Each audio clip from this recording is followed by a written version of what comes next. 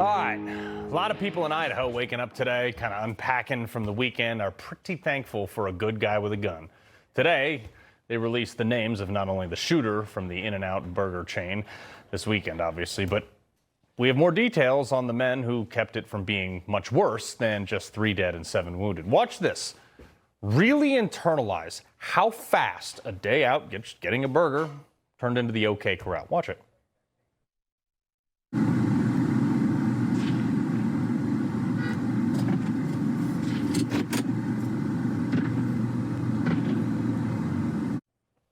That's the guy who stopped it. That's the guy who trained every single day to be ready. But you hear that gunfire? What would you do? This guy, Jordan Salinas, saved lives.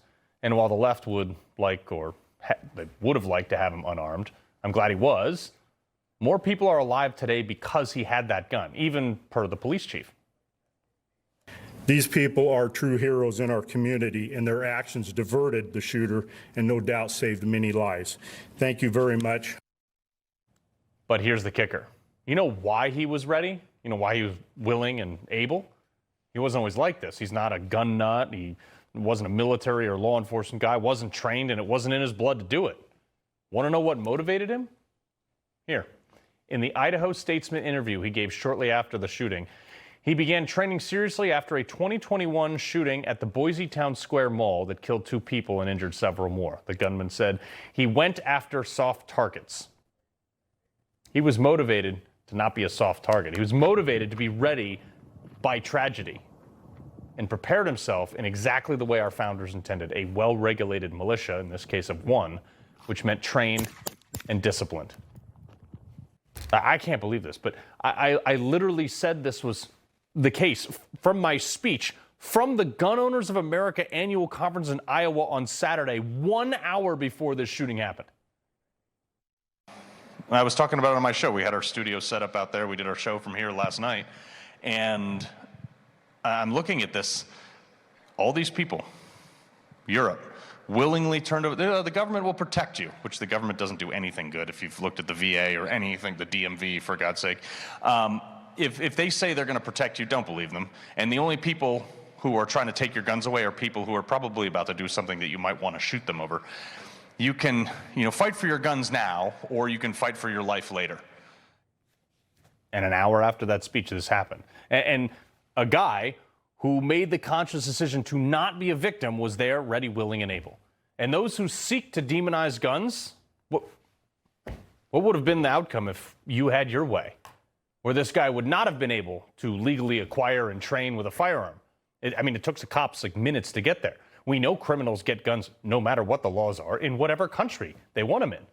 So if you ever advocated to take people's guns away, you don't get to celebrate this. This is your time to sit down, shut up, and apologize to those of us who are ready, willing, and able. For those of us who you have criticized for years.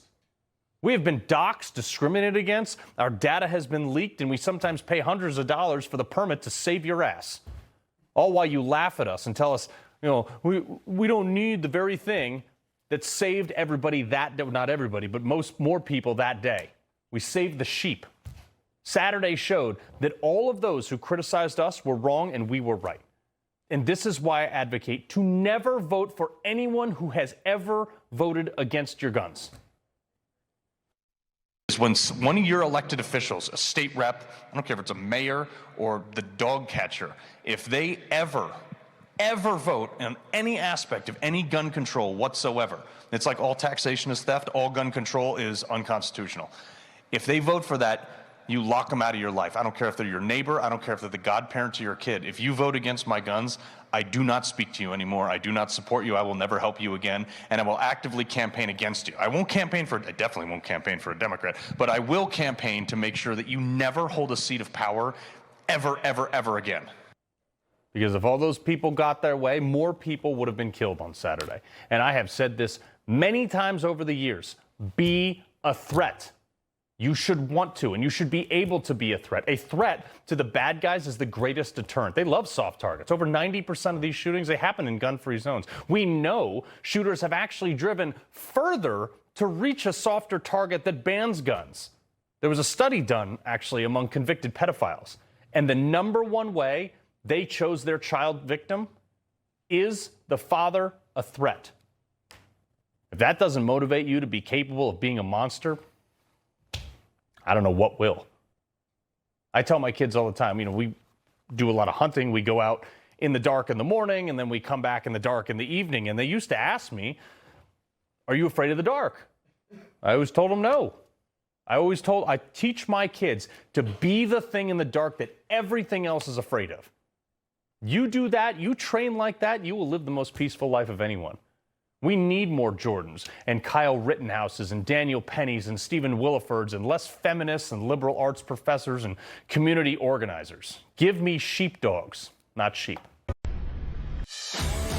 He loves the Constitution. He fights for what's right. He hates the bad guys. He's a freedom warrior. He's your freedom warrior. Watch Carl Higbie every weekday on Newsmax.